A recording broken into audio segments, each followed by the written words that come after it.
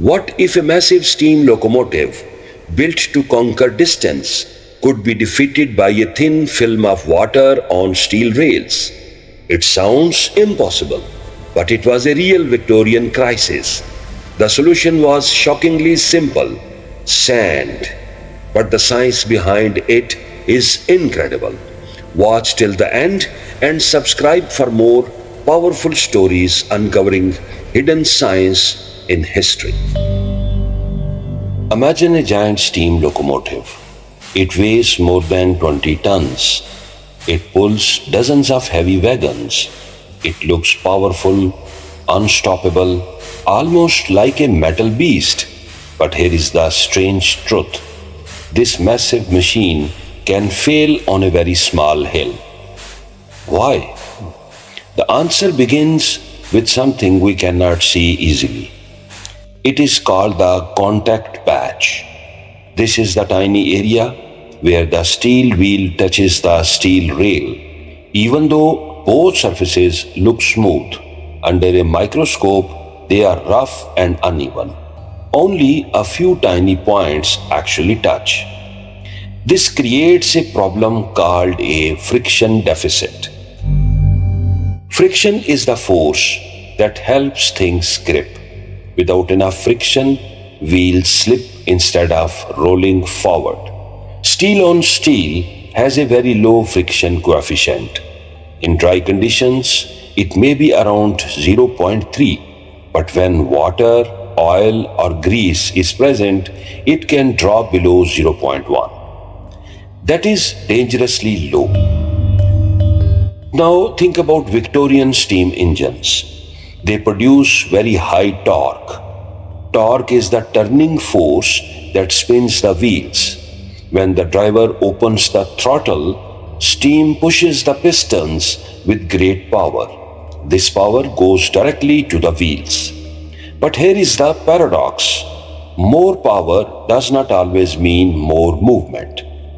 If the wheels do not have enough grip, they spin in place. This is called wheel slip. Even a slight incline increases the force of gravity, pulling the train backward. For a heavy locomotive, gravity adds thousands of newtons of resistance. The engine must overcome this force using friction alone, and often it cannot. Rain makes it worse.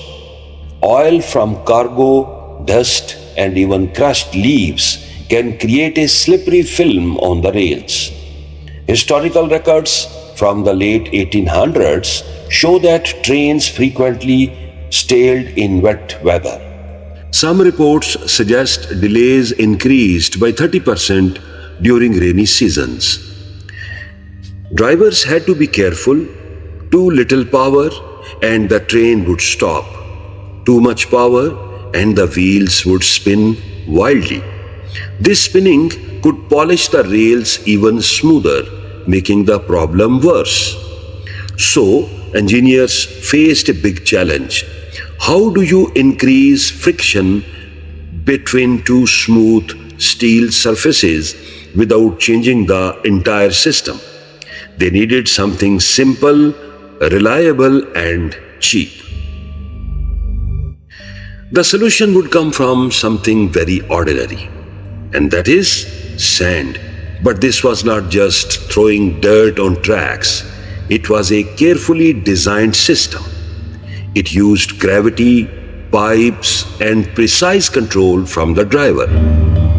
In the next part, we will open the locomotive and explore the hidden system that made this possible. A system that turned loose grains into a powerful tool against gravity. Now let us climb inside a Victorian steam locomotive. Above the large boiler, there is a small but very important container. It is called the sandbox. At first glance, it looks simple. It just holds dry sand. But this small box plays a critical role in keeping the train moving. The sandbox is connected to a system of pipes. These pipes run down toward the wheels, especially the leading driving wheels. The design uses gravity. When sand is released, it falls through the pipes and lands directly in front of the wheels. This is very precise. The sand must reach exactly the right spot. If it fails too early or too late, it will not help. The driver controls this system manually. Inside the cab, there is a lever or valve. When the driver notices slipping, they pull the control, sand begins to flow instantly. This gives the driver real-time control over traction. But there was a challenge.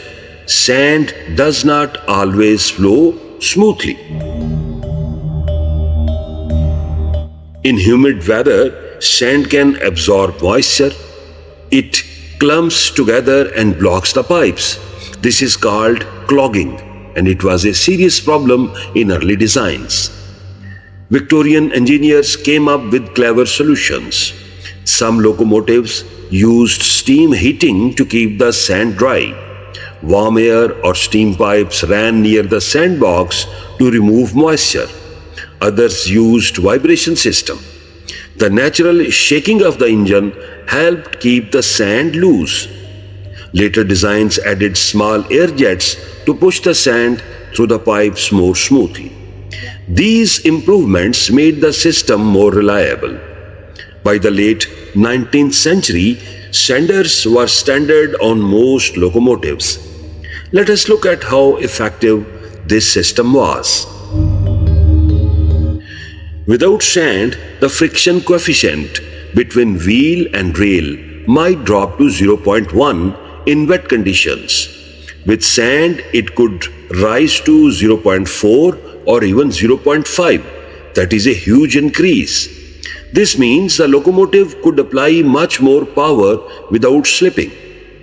Imagine trying to walk on ice versus walking on rough ground.